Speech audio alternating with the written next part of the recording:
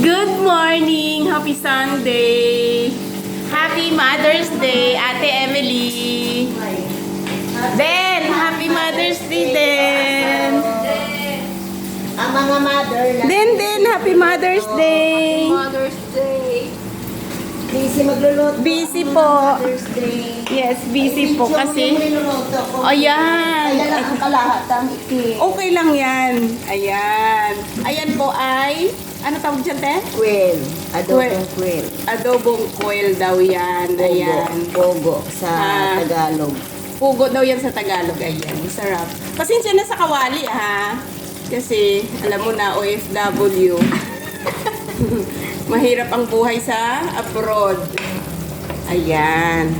Pero ang kusina namin, okay naman. Ayan yung mga rice cooker namin, nakahilira. Iba, hindi pa to, gising. Ayan, guys.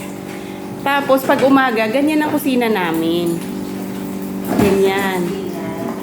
Busy kami kasi maya-maya pasok na namin.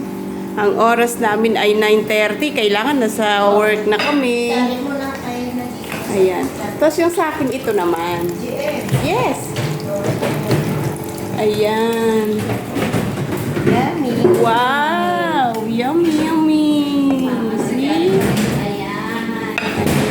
Sarap! Simpleng luto. Simpleng luto lang Pero yan. masarap. Yes. Ang galing. Ala Emily yan. Na luto. Sarap guys, di ba?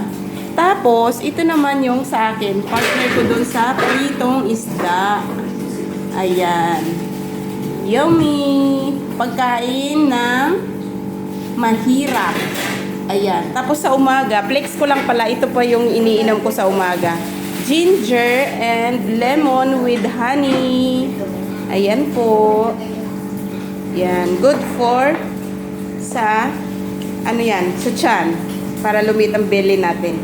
Belly. Ayan po. Thank you for watching. Happy Sunday, everyone.